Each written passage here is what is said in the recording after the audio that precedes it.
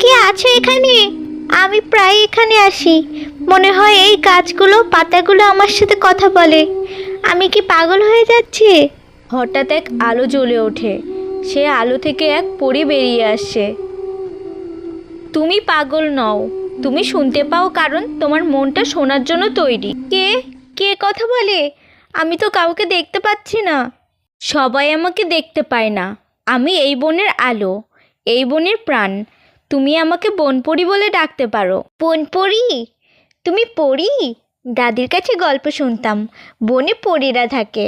মানুষ আমাদের অনেক নামেই ডাকে, কেউ বলে পরী, কেউ বলে বনের রক্ষক। আমি শুধু জানি আমি এ প্রকৃতির অংশ। তুমি ভয় পাচ্ছ না? না, ভয় কেন পাবো? তোমার গলাটা এত শান্ত, মনে হচ্ছে যেন কতদিনের চেনা। তোমার মনে কোনো পাপ নেই শিমলা, তাই তুমি ভয় পাচ্ছ না। কিন্তু তুমি এত রাত্রে এখানে একা কেন? আমার এখানে ভালো লাগে। দিনের বেলা গ্রামের কোলাহল, মানুষের কৌতূহলে আমার দম বন্ধ হয়ে আসে। এখানে এলে মনে হয় আমি নিঃশ্বাস নিতে পারছি। মানুষেরা এমনই, তারা যা বোঝে না তাকে ভয় পায়, আর যা সুন্দর তাকে দখল করতে চায়। তুমি কি আমার বন্ধু হবে বনপরি? আমার কোনো বন্ধু নেই। সবাই আমাকে নিয়ে হাসাহাসি করে, বলে আমি নাকি বোকা, সারাদিন একা একা থাকি। আমি তো তোমার বন্ধু হয়েই আছি শিমলা। যেদিন থেকে তুমি এ বনে এসেছো, প্রকৃতির সাথে কথা বলতে শুরু করেছো, সেদিন থেকেই। আমি রোজ রাতে এখানে আসব, তোমার সাথে গল্প করব।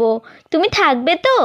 আমি এখানেই থাকি, কিন্তু একটা কথা মনে রেখো শিমলা, আমাদের এই বন্ধুত্বের কথা যেন পৃথিবীর কেউ জানতে না পারে। কেন? আমার খুব ইচ্ছা করে বাড়ি গিয়ে বলি আমার একজন পরি বন্ধু হয়েছে। না, ভুলেও না। মানুষ জানলে এ বন্ধুত্ব আর গোপন থাকবে না। তারা আমাকে খুঁজতে আসবে, আর এ বনটাকে তারা তছনছ করে দেবে। তারা ভালোবাসতে আসবে না, তারা অধিকার ফলাতে আসবে। কথা দাও, তুমি কাউকে বলবে না? আমি কথা দিলাম বনপরি, এ কথা আমার মধ্যেই থাকবে, কেউ কোনোদিন জানবে না।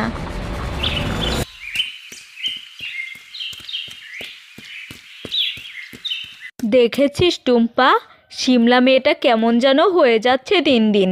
কেন ইলা আপা, কি হয়েছে আবার? কি হয়নি তাই বল। আগে তো দিনের বেলাতেও ঘরের কোনায় বসে থাকতো, আর এখন দেখ মাঝরাতে নাকি বাড়ির বাইরে যায়। সে কি, তুমি ওকে বাইরে যেতে দেখেছো নাকি? নিজের চোখে তো আর দেখিনি। কাল রাতে পানি খেতে উঠেছিলাম, দেখি ওদের বাড়ির দরজাটা খোলা। একটু পর শিমলা চুপি চুপি বাড়ি ঢুকলো, চুল ভেজা, পায়ে কাদা। বল, এত রাতে একটা যুবতী মেয়ে কোথায় গিয়েছিল? কি জানি, মায়া ভাবিকে একবার জিজ্ঞাসা করে দেখো না। জিজ্ঞেস করেছিলাম, সে তো মেয়ের নামে কথাই শুনতে চায় না। বলে আমার মেয়ে নাকি এমন নয়। আরে মেয়ে পেটে ধরেছো, পিঠে তো আর ধরনি। কখন কি করে তার খবর কে রাখে? আমার তো শুনেই ভয় লাগছে, যা দিনকাল পড়েছে। আমার তো মনে হয় সিসি, ভাবতেই লজ্জা লাগে। গ্রামের মুখে চুনকালি দেবে মেয়েটা। আমি এর একটা শেষ দেখে ছাড়বো। শিমলা, এদিকে আয় তো মা। কেন মা? তোর সাথে আমার কিছু কথা আছে, সত্যি করে বলবি, আমার কাছে কিছু লুকাবি না। কি কথা? তুই কি রাতে বাড়ির বাইরে যাস? না তো, কে বলেছে তোমার? আমার দিকে তাকিয়ে কথা বল। তোর মুখটা ফ্যাকাশে হয়ে গেল কেন? শোন, গ্রামের মানুষ বলা বলি করছে। ইলা সকালেও এসে আমাকে কতগুলো কথা শুনিয়ে গেল। ইলা কাকি তো সারাদিন সবার নামে কথা বলেই বেড়াই। তুমি ওর কথা বিশ্বাস করছো? আমি কারোর কথা বিশ্বাস করতে চাই না। আমি আমার মেয়ের কথা বিশ্বাস করতে চাই। তুই শুধু বল, তুই এমন কিছু করছিস না তো যাতে আমাদের সম্মান নিয়ে টানাটানি হয়? না মা, আমি এমন কিছু কখনোই করব না। তুমি আমাকে বিশ্বাস করতে পারো না? আমি তোকে বিশ্বাস করতেই চাই মা, কিন্তু আমার মনটা কু ডাকছে। তুই যদি কিছু লুকিয়ে থাকিস তাহলে এক্ষুনি বলে ফেল। বিপদ বাড়লে আমি কিন্তু সামলাতে পারবো না। লুকোনোর মতো কিছু নেই মা, তুমি চিন্তা করো না।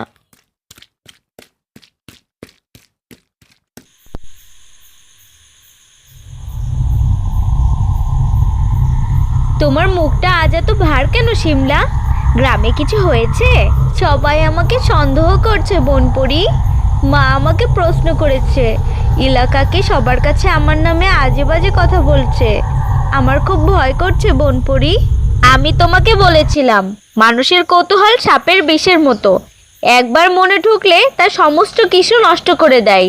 আমি কি করব? আমি যদি এখানে আসা বন্ধ করে দিই তাহলে সবাই বলা বলি থামিয়ে দেবে। তুমি না এলে আমি কার সাথে কথা বলবো? এ বিশাল বনে আমি আরও একা হয়ে যাব।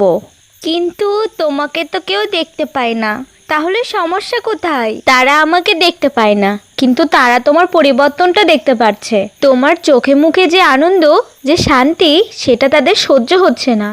তারা কারণটা খুঁজে বের করতে চাচ্ছে।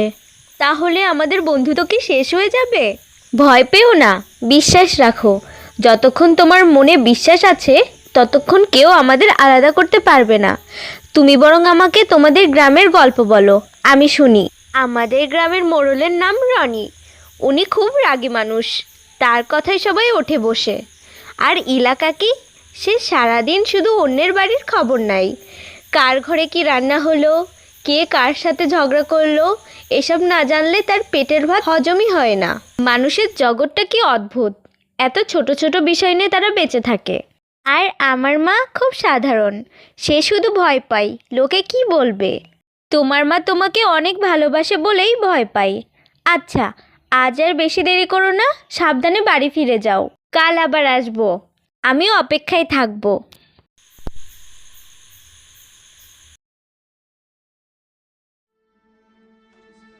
আমি যা বলছি তা মন দিয়ে শোন।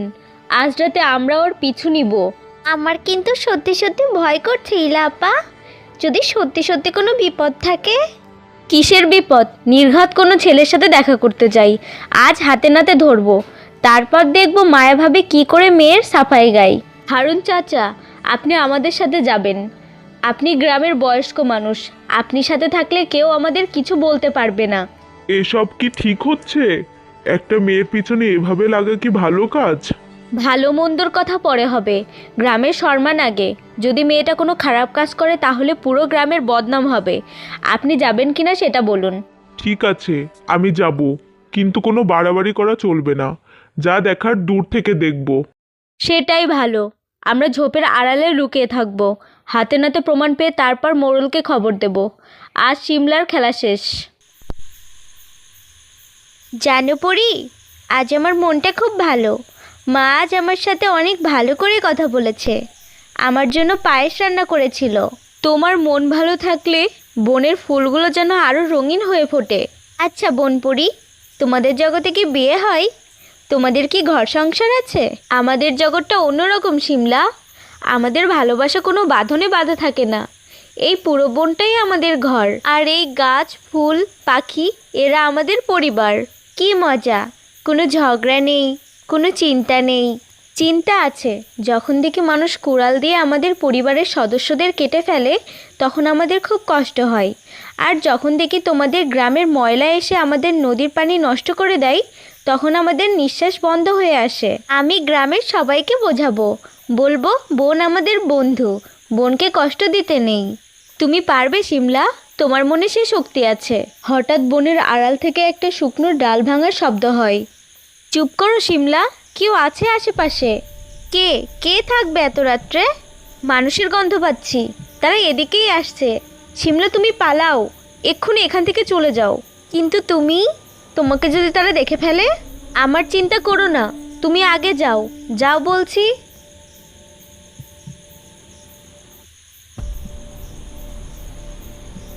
ধরে ফেলেছি, চোরকে একেবারে হাতে নাতে ধরেছি। ও মা, ওটা কি আলো জ্বলছে কেন? আমি বলেছিলাম না এর মধ্যে কোনো কিন্তু আছে। নির্ঘাত কোনো জাদুটোনা করছে ডাইনি। সিমলা মা, এসব কি? কার সাথে কথা বলছিলে তুমি?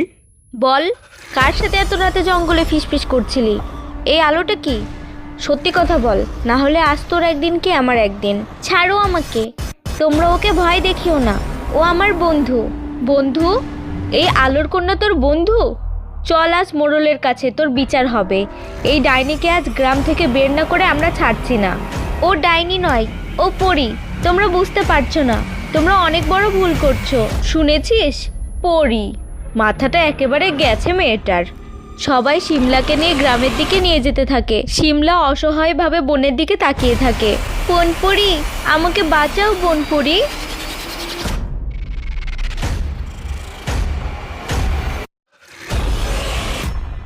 এত রাতে গ্রামে এত হট্টগোল কেন? কি হয়েছে? মোড়ল সাহেব, যা হয়েছে তা শুনলে আপনার পায়ের তলার মাটি সরে যাবে। আমরা আজ রাতে শিমলাকে বনের ধারে জাদুটোনা করা অবস্থায় ধরেছি। কি বলছেন?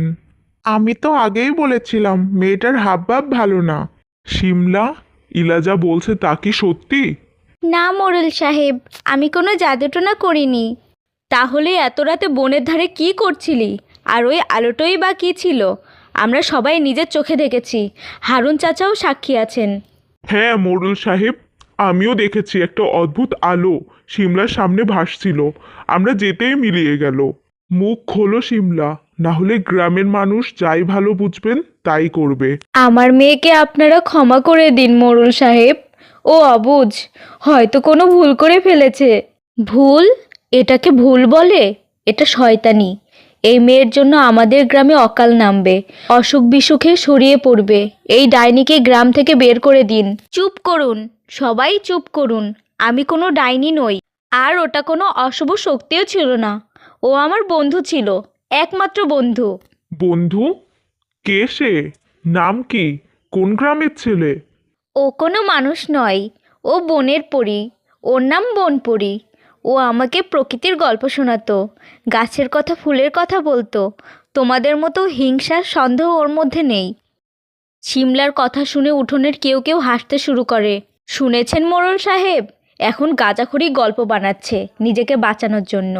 এর কঠিন শাস্তি হওয়া উচিত। আমি সত্যি কথাই বলছি, তোমাদের সেটা বিশ্বাস করার মতো মন নেই। তোমরা শুধু ভাঙতে জানো, গড়তে জানো না। তোমরা আমার বন্ধুকে আমার কাছ থেকে কেড়ে নিয়েছো। তোমরা এই বোনকে ওর কাছ থেকে কেড়ে নিয়েছো। হঠাৎ উঠানের চারিপাশে একটি আলো ছড়িয়ে পড়ে। সবার কোলাহল থেমে যায়। সবাই ভয়ে ভীষয়ে আকাশের দিকে তাকায়। ও এক বর্ণও মিথ্যা বলেনি। তুমি? তুমি কে? আমি কে সেটা বড় কথা নয়, বড় কথা হলো তোমরা কারা। তোমরা নিজেদের মানুষ বলো, অথচ তোমাদের মনে দয়া মায়া নেই। তোমরা বিশ্বাস করতে জানো না, শুধু সন্দেহ করতে জানো। এ তো সত্যিই পড়ি। শিমলার মনটা স্বচ্ছ কাচের মতো, তাই ও আমাকে দেখতে পেয়েছে। ওর সাথে কথা বলে আমি তোমাদের জগৎকে জানার চেষ্টা করছিলাম। ভেবেছিলাম হয়তো সব মানুষ একরকম নয়, কিন্তু আমি ভুল ছিলাম। তোমাদের লোভ আর কৌতূহল তোমাদের ভালোবাসার চেয়ে অনেক বেশি শক্তিশালী। মা, আমাদের ভুল হয়ে গেছে, আমাদের ক্ষমা করে দাও। ক্ষমা আমি করতে পারি, কিন্তু যে বিশ্বাস একবার ভেঙে যায় তার জোড়া লাগে না। তোমরা আজ আমার পরিচয় জেনে গেছো। এই বন্ধুত্বের গোপনীয়তা তোমরা রাখতে পারোনি, তাই এখানে আমার আর থাকা চলবে না। না বনপরি, তুমি আমাকে ছেড়ে যেও না। আমি তোমাকে ছাড়া কিভাবে থাকবো? আমি যে একা হয়ে যাব। তুমি যেও না। মানুষের জগতে পরিদের ঠাঁই হয় না বন্ধু। যেখানে গোপনীয়তা সম্মান নেই, সেখানে বন্ধুত্বও টিকে থাকতে পারে না। তবে মন খারাপ করো না, আমাদের দেখা হবে। কিভাবে বনপরি? যখন রাতের আকাশে সবচেয়ে উজ্জ্বল তারাটা দেখবে, মনে করবে ওটাই আমি। যখন দক্ষিণা বাতাস তোমার চুল ছুঁয়ে যাবে, ভাববে আমি তোমার মাথায় হাত বুলিয়ে দিলাম। আর যখন কোনো বিপদে পড়বে, তখন তোমার হৃদয়ের কথা শুনবে। আমি সেখানেই থাকবো। এই বলে বনপরিও অদৃশ্য হয়ে গেল। এ আমরা কি করলাম? নিজের পায়ে নিজেই কুড়ুল মারলাম। গ্রামের মঙ্গল করতে গিয়ে অমঙ্গল ডেকে আনলাম। ঘরের রক্ষককে আমরা তাড়িয়ে দিলাম। মা, আমাকে ক্ষমা করে দিস। আমি তোর মা হয়েও তোকে বিশ্বাস করতে পারিনি। ওর কোনো দোষ ছিল না মা, দোষ তো আমাদের। আমরাই ওকে রাখার মতো যোগ্য ছিলাম না। শিমলা, আমার ভুল হয়ে গেছে। আমি লোভে হিংসায় অন্ধ হয়ে গিয়েছিলাম। আমাকে একটা সুযোগ দে, আমি আমার ভুল শুধরে নেব। যা হারিয়ে গেছে তা কি আর ফিরিয়ে আনা যায়? কাকি, তুমি তো শুধু আমার বন্ধুকে তাড়াওনি, তুমি এই গ্রামের চারিপাশের প্রকৃতিকেও অভিভাবকহীন করে দিয়েছ। এর ফল হয়তো আমাদের সবাইকে ভোগ করতে হবে।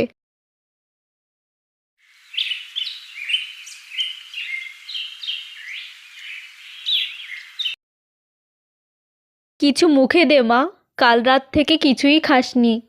খিদে নেই মা।